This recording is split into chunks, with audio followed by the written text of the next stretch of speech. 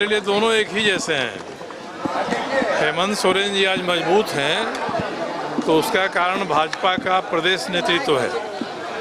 जब सरकार थी 2014 से 19 तक, तब भी उन्होंने हेमंत सोरेन को मजबूत किया और अभी हेमंत सोरेन मुख्यमंत्री हैं तब भी यही लोग हेमंत सोरेन को मजबूत कर रहे हैं। दूसरा यह है कि विश्वास मत की कोई ज़रूरत नहीं थी। ये सदन का विश्वास मत नहीं था। सदन के बहाने जो इंडी गठबंधन है इसके भीतर मुख्यमंत्री के खिलाफ में कुछ नहीं है, ये दिखाना आज के सदन में विश्वास मत लाने का कारण था।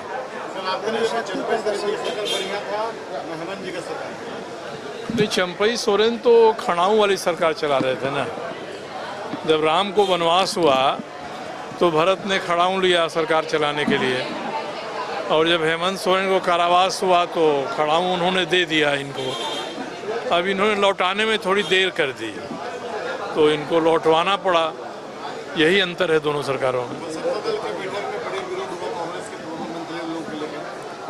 अब मैंने तो ये भी कहा है कि कांग्रेस के भीतर जो विरोध होता है उसकी छाप अगर मंत्रिपरिषद बनने में होती है तब तो पता चलेगा कि इस विरोध का कोई मतलब है।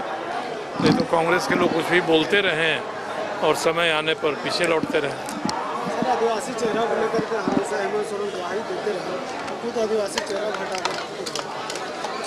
हटा। देखिए, हेमंत सोरेन स्वाभाविक नेता हैं जेएमएम के या गठबंधन के, इसलिए वो अपने भीतर क्या करते हैं उनको अगर अपने दल का भरोसा है तो जो कर रहे हैं वो सही कर रहे हैं।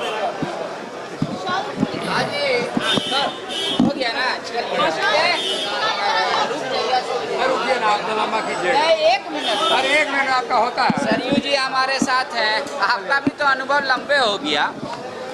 एक बार सरकार को जनता एक बार किसी को बहुमत दे और भाई आपका जो न्यूज़ चैनल है, हाँ, इसमें क्या बात होती है, क्या दिखता है, वो अलग से बात कर लेंगे एकांत में। ये तो सबके साथ हम लोग बात कर रहे हैं। लेकिन आप तटस्थ रह गए आज। पहले भी थे, आज भी हैं। हमारे लिए दोनों ही बराबर हैं। आप बताइए, नीतिगत रूप में जेएमएम और भाजपा में क्या अंतर है? सदन के भीतर और सदन के बाहर कोई अंतर नहीं है। और भारतीय जनता पार्टी के प्रदेश नेतृत्व ने ही हेमंत सोरेन जी को मजबूत बनाया है। जब सरकार थी 2024 से 19 तक तब भी, और अभी हेमंत सोरेन जी मुख्यमंत्री रहे तब भी, इन लोगों के ही रणनीति से हेमंत सोरेन ताकतवर हुए हैं।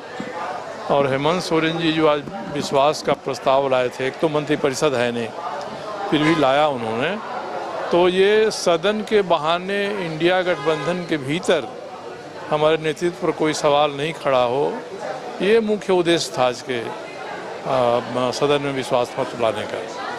सर, एक बयान तो आप जो ये कह रहे हैं कि बीजेपी की वजह से हेमंत जी मजबूत हुए, तो बीजेपी क्या अनजाने में ऐसा कदम उठा रही है या जानबूझकर उठा रही है? अब ये तो बीजेपी के लोगों को बताना चाहिए।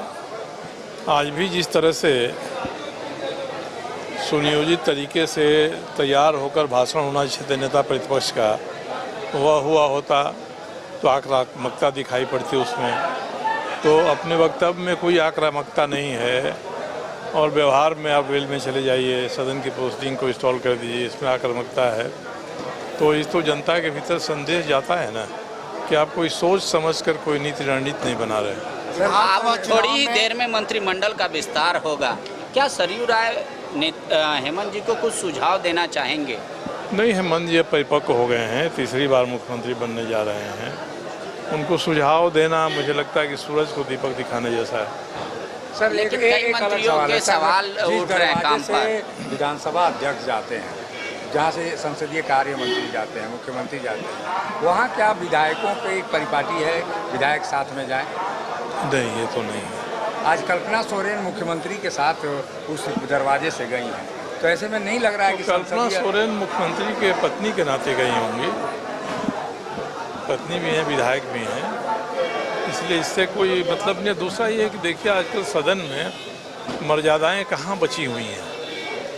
तो मर्यादा जब बची नहीं है तब किसी मर्यादा का हवाला देने का कोई प्रश्न नहीं उठता।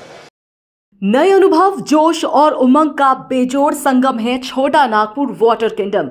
यहां आपको पुल पार्टी से लेकर वाटर वेव का होगा एकदम नया अनुभव। सबसे ज्यादा स्लाइड वाला राज्य का पहला वाटर पार्क का नाम है छोटा नागपुर वाटर किंगडम। तो परिवार के साथ आए रातू फन कैसल के पास स्थित छोटा नागपुर वाटर किंगडम।